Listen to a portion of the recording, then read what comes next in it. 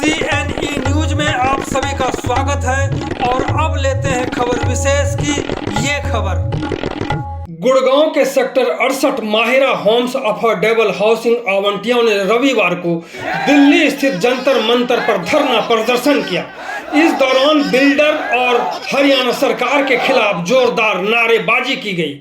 पिछले कई सालों से आवंटियों को मकान अलॉट नहीं किए जाने के बाद से ही धरना प्रदर्शन का दौर चल रहा है। इसके बाद भी अलॉटियों को मकान अलॉट नहीं किया गया है। तो सुनते हैं कहां इन अलॉटियों के साथ फर्जी बढ़ा हुआ है। तो सुनते हैं इस पूरे धरना प्रदर्शन में जो लोगों ने कहा उनसे। हमने हर हाल में जितनी आपको भी परेशानी हुई होगी, हमने अपने गहने जेवर गिरवी रख के और इस बिल्डर को पैसे दिए, क्योंकि हमें सरकार पे भरोसा था कि सरकार हमारे साथ धोखा नहीं करेगी। 2021 में हमारे 100% पेमेंट हो गई थी और 2021 में अप्रैल में हमें हमारा घर मिल जाना चाहिए था।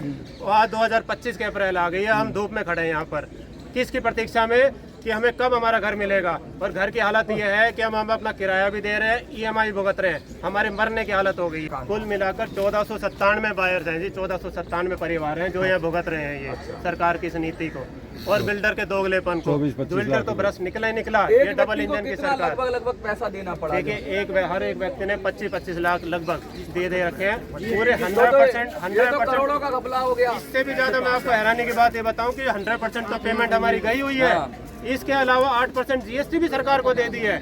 इससे बढ़िया तो सेक्टर 68 के बगल में ही 1 किलोमीटर दूर एक अवैध कॉलोनी विकसित हुई थी। उसी दौरान लोगों ने उस अवैध कॉलोनी में पैसे लगा दिए। उसका हाल तो ये है कि वो तो वैध हो गई है, उसको रेगुलर कर दिया सरकार ने और हम यहाँ धक्के खा रहे हैं। सरकार पे भरोसा करा और बिल्डर पे भरोसा करा, ये गलती थी हमारी। बात मैं आपको बताता हूँ, DTC पे लाइसेंस देने वाला अथॉरिटी है, हरियाणा में भी शायद दिल्ली में भी यही होंगे। तो 2018 में इन्होंने लाइसेंस दिया, 6 महीने की पूरी प्रक्रिया होती है लाइसेंस देने की। अच्छा। पूरी चेक करे होंगे एक कागज, पूरा पुलिंदा बनता कागजों का। अच्छा, उसको लाइसेंस दे दिया, पूरी हमारी पेमेंट चली गई। 2021 अप्रैल में जाके सरकार को DTCP को पता चल रहा है कि तो फर्जी कागजों पे लाइसेंस मिल गया है। आप खुद समझिए, आपको अगर एक पासपोर्ट भी बनवाना हो और आपका फर्जी डॉक्यूमेंट लग जाए तो आपको घर से उठा ले जाएंगे। और बिल्डर को 500 करोड़ का प्रोजेक्ट दे दिया फर्जी आधार पर, और उसका पता भी 4 साल बाद चल रहा है, जब हमारे 100% पैसा जा चुका है। अरे हमें पहले बता देता, हमारे पैसा तो बच जाता। जाने की तो दूर की बात है, वो अधिकारी की पदोन्नति कर दी गई है, वो मजे लूट रहे हैं। बिल्कुल डबल इंजन की आप ये खुद समझो कि जो बिल्डर है वो बिल्डर कांग्रेसी विधायक है। अच्छा। और हरियाणा में और केंद्र में आपको पता है पिछले 10 साल से डबल इंजन BJP की सरकार चल रही है। नाम क्या है? नाम कांग्रेस का विधायक है धर्म सिंह ठोकर समालखा से, उसका ये प्रोजेक्ट है। अच्छा। अब देखिए जिस हिसाब से अगर ये बिल्डर अगर कांग्रेसी है तो BJP को तो इसको टांग देना चाहिए था। लेकिन यहाँ बात समझ में आती है कि सारे मिले हुए हैं, ये सारे चोर मसेरे भाई चौकीदार भाई मलाई। बिल्कुल यही हो रहा है। ये हमारे साथ नहीं, मेरे ख्याल से यहाँ 3-4 जगह और भी भाई बंधु बैठे हैं, उन सबके साथ ही। और इसी माहिरा के 5 प्रोजेक्ट हैं जो कि उनके साथी भी हमारे आए हुए हैं। सबकी कमोबेश हमारी जैसी हालत है। किसी की 88% पेमेंट गई हुई है, किसी का 100%, हमारी तो 100% पेमेंट। सर इसके लिए बुरा हाल है। एक करके बात हमारी आपकी सभी लोग पीड़ित हैं, EMI से पीड़ित हैं, किराए के घर से पीड़ित हैं। बच्चों पे जो पैसा लगाना चाहिए वो पैसा हम बैंकों को EMI के रूप में दे रहे हैं। अगर किसी ने 20 से लिया है तो 10 या 15 साल में 15 लाख भर देगा।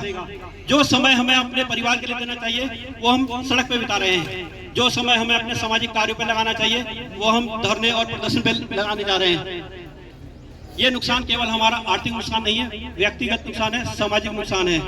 हम अपने परिवार के साथ वो खुशियां और वो समय नहीं बिता पाते हैं जो हमें बितानी चाहिए। समाज में अपना वो योगदान नहीं दे पाते हैं जो हम यहाँ पे सड़कों पे बैठ कर दे रहे हैं। अभी आप सब लोगों से विनती है कि जो अपने विचार व्यक्त करना चाहते हैं बारी बारी से हाथ उठाएं।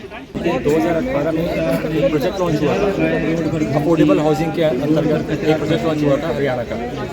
तो इसने 1500 बायर्स से निवेश किया। ड्रॉ के थ्रू गवर्नमेंट ने इसका ड्रॉ निकाला, जिसके थ्रू सबको प्रोजेक्ट मिला 350 करोड़। इस प्रोजेक्ट के 1500 बायर। उसके बाद 2022 में पता चलता है कि जो भी लाइसेंस वगैरह DTCP ने किया था या रेरा ने रजिस्टर्ड किया था, बिल्डर ने कुछ डॉक्यूमेंट्स वगैरह गलत जमा करा, जिसकी वजह से ये लाइसेंस वगैरह उनका रद्द किया। आज रेरा ने इसका रजिस्ट्रेशन कैंसिल कर दिया और 1500 बायर्स आज सड़क पे बैठे हुए हैं। नहीं, बायर्स का तो रजिस्ट्रेशन से कोई लेना देना नहीं है, वो सरकार का है। सरकार ने पैसे इन्वेस्टमेंट क्यों कराए? 100% 100% पेमेंट हमसे कराई गई।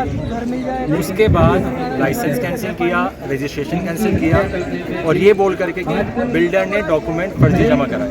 वो तो उसने कराए, बट आपने क्या किया? आपने क्या चेक किया?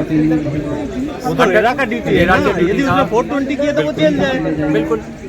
आज की डेट में उनका जो सेक्शन कहता है, सेक्शन 8 कहता है कि ये गवर्नमेंट से बनवाया जाएगा। अगर बिल्डर नहीं बनाता है, कुछ फॉर्ज होता है, कुछ भी होता है, तो सेक्शन 8 के तहत रेरा इसको गवर्नमेंट से बात करके उनका एडवाइस लेकर के इसको पूरा कराते हैं। प्रोजेक्ट अटका पड़ा है। हम हाई कोर्ट भी जा चुके हैं, सुप्रीम कोर्ट भी जा चुके हैं, डेट पे डेट लगी हुई है। पिछले 3 साल से हम अटके पड़े हैं यहाँ पे। बिल्डर जेल गया, जेल से वापस आ गया। वापस आने के बाद अभी तक कुछ काम नहीं हुआ। लाइसेंस रिन्यू कराना था, अभी तक लाइसेंस रिन्यू नहीं हुआ। तो हमारी यही अपील है, गवर्नमेंट से अपील है कि आपका जो सेक्शन 8 है वो पूरा कराओ। एटलीस्ट जो आपने बोला हुआ है, जिसपे हमें हमसे साइन कराएं कि सेक्शन 8 के तहत उसको पूरा कराएंगे।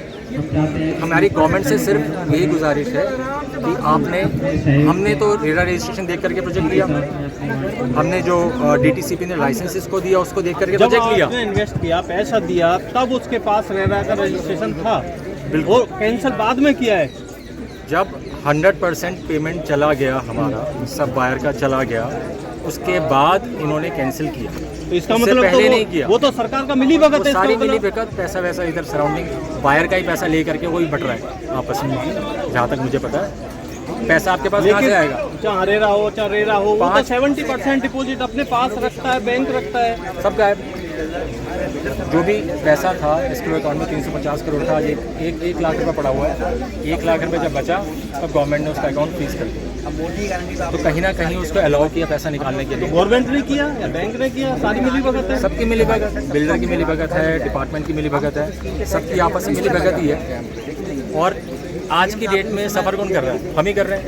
ऐसा तो नहीं लग्जरी प्रोजेक्ट है, सिर्फ और सिर्फ एक अफोर्डेबल प्रोजेक्ट था जिसमें 25 लाख रुपये सबने EMI के थ्रू 6 महीने के गैप में, किसी ने लोन ले करके, किसी ने अपनी ज्वेलरी गिरवी रख करके, ज्वेलरी बेच करके पैसा किसी तरह पूरा कराया। जो इन्वेस्टर्स होते हैं उनके काम से फ्रॉड हो गए, लेकिन अफोर्डेबल स्कीम के तहत जो योजना है, अफोर्डेबल में तो आश्वासन मिलता है, सिर्फ आश्वासन नहीं मिलता गवर्नमेंट का, वो चाहिए। रेरा का आश्वासन मिलता है, डीटीसीपी का आश्वासन मिलता है, वो बाद में पता चलता है जब फ्रॉड हो जाता है कि वो आश्वासन ही है। उनकी मदद 5 साल से धक्का खा रहे हैं। अब उम्मीद है हुआ क्या उसका? बोला जाता है रेरा बट उसका कोई मतलब नहीं है, ना पहले मतलब था ना आज मतलब है। ठप्पा लगता है रेरा का, वो नाम का ठप्पा। कब तक आपको पैसा उम्मीद अभी तो कुछ उम्मीद नहीं है, जब तक वो अपना सेक्शन 8 पूरा नहीं करते, गवर्नमेंट के थ्रू जा करके गवर्नमेंट सोल्यूशन नहीं देगी। तो हमारी आज ये अपील है, हम गवर्नमेंट से ये अपील कर रहे हैं कि भैया अपना सेक्शन पूरा करो। अभी हमें जो किराए पे रह रहे होंगे, सभी किराए पे रह रहे हैं, उधर किराया भी दे रहे हैं, किराया भी देना है, EMI भी देनी है, बैंक की पैसा भी गायब है। EMI भी दे रहे हो? EMI बिल्कुल भी EMI दे रहे हैं, 20-20 हज़ार की EMI। मैंने तो पहले आपको मैं अपना परिचय देता हूँ। मेरी 83 साल उम्र हो गई है और गजब की बात है, मैं दिल्ली पुलिस का रिटायर्ड सब इंस्पेक्टर, और मैंने कितने ही लीडर देखे हैं, सरकारें भी देखी हैं, बहुत गहराई से रहा हूँ। सुप्रीम कोर्ट के चीफ जस्टिस थे पाठक, RS पाठक, मैं उसका PS हो रहा हूँ। उपराष्ट्रपति थी गोपाल स्वरूप पाठक, उसके साथ रहा हूँ। CM पुनाचा के साथ रहा हूँ, जयसुखलाल हाथी के साथ रहा हूँ, और इंदिरा गांधी नेहरू के टाइम में अपनी तीरमूर्ति भवन में भी रहा। कितने ही देखे मैंने और ठीक भी किए हैं, लेकिन मैं अब चक्कर में आ रहा हूँ कि ऐसा बिल्डर इस सरकार में इस वक्त मैं हैरान हूँ कि आपके साथ जो अत्याचार हो रहा है, और मैं भी उसमें बिना हुआ हूँ, फंसा हुआ हूँ। मैं एक छोटा सा किस्सा बताऊंगा आपको। हमारे हाथ खुले थे। एक बिल्डर था, डाबर नाम का, करोल बाग में उसका बड़ा भारी काम था। उसने यही फ्रॉड कर रखा था और कंप्लेंट आती थी मेरे पास। मैं ग्रेटर कैलाश थाने में था और उसमें चौकी इंचार्ज। कंप्लेंट आती थी कि हमारे 7,000 रुपये को 10,000 रुपये को राजस्थान से आया, उसे फाड़ के भाई ये मकान दूंगा, ये प्लाट दूंगा, ये ऐसे ही फ्रॉड कैसे आ गया, ऐसे उस टाइम था। और मैं जाता था उसके पास ग्रेटर कैलाश में। उसकी 500 गज में कोठी थी, अंडरग्राउंड कोठी में रहता था और 5 कुत्ते रखता था। कोई आदमी जा नहीं सकता मेरे सिवा अंदर। और मैं अंदर जाता था, कंप्लेंट आती थी, मैं उसको कहता था भाई ये पैसे दे दे, कंप्लेंट आई है। कहता है जी अभी तो मेरा बजट खत्म हो गया है, मैं पैसे दूंगा लेकिन मैं चेक दे देता हूँ 1 साल बाद का। उस जमाने की बात बताता हूँ। वो चेक देता था और 1 साल बाद वो पैसे दे। वो गरीब आदमी आते थे लेके चले गए। अब एक बार का किस्सा मैं आपको बताऊंगा, हैरान होंगे। हमारा एक SHO था, वो उत्तराखंड के थे, शर्मा जी। उसकी शादी नहीं हुई थी, वो अनमैरिड नहीं था बेचारा, उम्र भी 55 साल के करीब हो गई थी। वो ऐसा देखा SHO कि उसकी अगर नाड़ टेक होगी है, कोई उसकी नाड़ सीधी नहीं कर सकता और कोई दबंग कर सकता। हम उस पर चौकी इंचार्ज थे। एक कंप्लेंट आ गई कि 30,000 रुपये किसी गरीब आदमी के और कोई सिफारिश आ गई है कि SHO को दे दिए। SHO ने वो मेरे को दे दी। हेलो, मेरे को दे दी। कहना भाई जाइए बिल्डर के पास जाइए, वो डाबर से पैसे लाने हैं। मैं उसके पास गया, मैंने कहा डाबर साहब SHO का आदमी है, पैसे दे दूँ। कहना भाई मैं अमेरिका जा रहा हूँ, अभी तो मेरे पास नहीं है, और फिर दे दूँगा, आके दे दूँगा। मैंने कहा यार SHO ने कहा कम से कम इतनी तो लिहाज कर दे, तू इलाके का है। कहने नहीं भाई पैसे नहीं है मेरे पास। मैं SHO के पास गया, शर्मा के पास। आप हैरान हो गए, मैंने एक बात और बढ़ा के कह दी। मगर जी वो ये कहता है कौन SHO होता है और किसे SHO, आप जाइए। मैंने हमको SHO को कह दिया। वो भाई हैरान है। SHO बोला अच्छा ये कहना, हाँ जी यही बात है। कल ले गाड़ी मेरी, उसने घेर कर ला मेरे पास। वो कैसे कहता है? और 2 सिपाही 2 हौलदार मेरे साथ भेजिए और मैंने गाड़ी खड़ी कर दी थोड़े कोठी से थोड़े बाहर। और मैं अंदर गया, मैंने कहा भाई डावर साहब SHO साहब बाहर खड़े हैं, आपको बुला रहे। कहता है गाड़ी, मैं गाड़ी बाहर है, बाहर SHO बैठा गाड़ी में, चलो। वो बाहर निकला और निकल के साथ वो गाड़ी के पास गया। हमने कहा उठाओ उसको, साथ उठाओ, गेरा गाड़ी में और लिया। चलो टेलीफोन करने दे। मैंने कहा किसी मंत्री को करेगा, किसी को करेगा, चलो उठाओ ले आए। अब देखिए हैरान, थाने में लाके उसको बिठा दिया कुर्सी के ऊपर। और हमारे शर्मा जी जो थे SHO, वो थोड़ा अंदर थे। मैंने बता दिया जी आया है डाबर, और बैठा है। वो बाहर आया और आते हुए कुर्सी पे बैठा और देखा था तो बिल्डर पैसे खाना जिंदा के उस कुर्सी में बिठा दिया। एक हमारी नाक कुर्सी नीचे गया और डंडा मेरे हाथ से लेकर धड़ा। ओए डाबर, तू जानता नहीं SHO क्या चीज होती है? और उसकी खुदाई कदी कहने दे दूँ तो अभी देता हूँ। बोलो भाई कैसे देगा? कि मैं कैशियर को बुलाता हूँ। आज किसी कैशियर थे, कैशियर को बुलाया। कहना भाई टेलीफोन से बात करी, कहना यहाँ पर 35,000 रुपये लेके आ जा और दे दे इसको। वो ले आ, पैसे दे दिए। यह आवाज़ हम लोग की सिर्फ 68, 102, 103 की नहीं है। इसमें हम सभी लोग महिला होम से पीड़ित हैं। हम सभी लोगों को यूनाइटेडली इनके अगेंस्ट धरना प्रदर्शन करना है और अपनी बातें मनवानी है, क्योंकि हम सब लोगों ने अपनी सारी गाड़ी कमाई इस प्रोजेक्ट में लगा दी और अब हम असहाय बैठे हुए हैं। अब हम लोगों को ये प्रधानमंत्री महोदय और ये राष्ट्रपति महोदय हम सब लोगों को असहाय न समझें। ये हम लोगों का खून पसीने की कमाई है और हम इसे लिए बगैर नहीं मानेंगे। इसके लिए प्रधानमंत्री अपने कोष से पैसा दें या जो बैंक हैं, पंजाब नेशनल बैंक, जिसकी की ये बैंक गारंटीज फेक हुई हैं, बैंक पंजाब नेशनल बैंक ने किस आधार पर फेक गारंटीज के बेस पर इसको परमिशन दी, ये रेरा ने किस आधार पर इसको बनाने का परमिशन दिया, ये सब लोग फ्रॉड है, इन सब की मिली भगत है और हम इन सबको जनता के सामने उजागर करेंगे और हम सब अपनी मांगे पूरी करेंगे। बच्चों, बहनों, देवियों, आप सभी को मालूम है कि आज हम यहाँ क्यों एकत्रित हुए हैं। हमारी कोई शौक नहीं है हमें यहाँ एकत्रित होने का, परंतु हमें कई लोगों ने, सरकार ने, बिल्डर ने और अफसरान ने हमें यहाँ एकत्रित होने के लिए मजबूर किया है।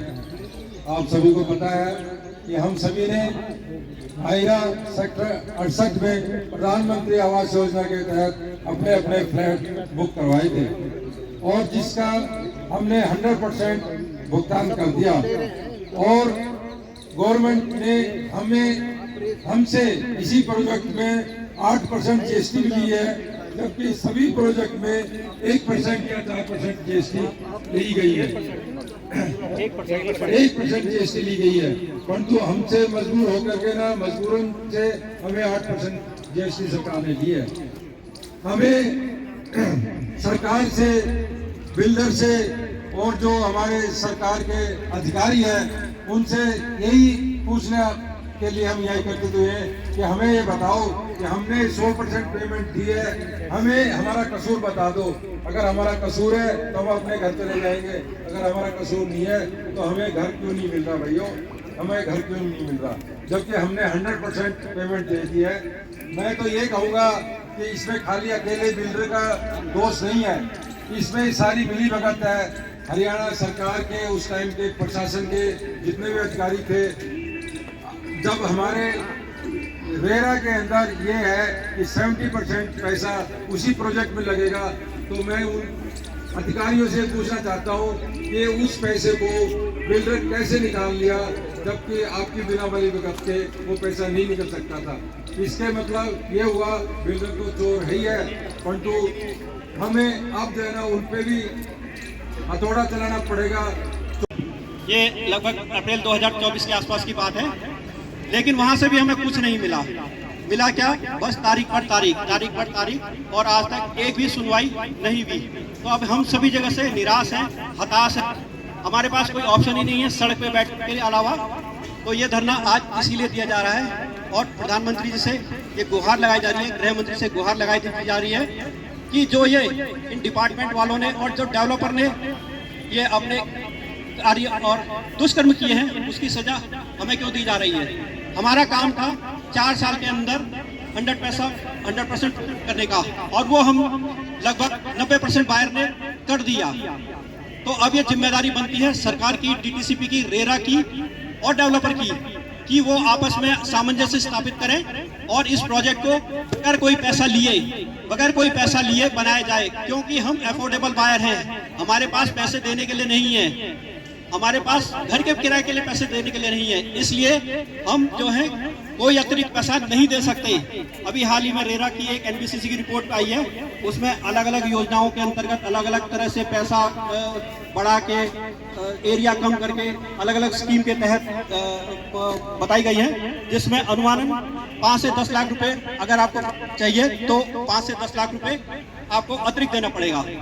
हम इस जो रेरा की वो आई है रिपोर्ट NBCC की, हम उस पर विश्वास नहीं करते और हमारी सरकार से गुहार है, हरियाणा सरकार, रेरा से गुहार है, DTCP और STP से गुहार है, यह विनती है कि हमारे पास पैसा नहीं है, आप इस प्रोजेक्ट को बगैर किसी कोई शुल्क, अतिरिक्त शुल्क लिए इस निर्माण कार्य को पूरा कीजिए और हमें हमारा घर दीजिए। इस जो जा रहे हैं अलग अलग हस्तियों को, गृह मंत्री को, प्रधानमंत्री को, प्रेसिडेंट को, चीफ जस्टिस को, यही लिखा गया है। इसके 3 सेट्स बनाए गए हैं, तो आप ये सुनिश्चित कीजिएगा कि इन तीनों सेट्स पे आपको हस्ताक्षर करने हैं। इस पे तीनों में नंबर डले हैं, तो देखिएगा आपने कौन से नंबर पे साइन कर दिए हैं, इसलिए जाने से पहले आप तीनों पे हस्ताक्षर अवश्य कर दीजिएगा।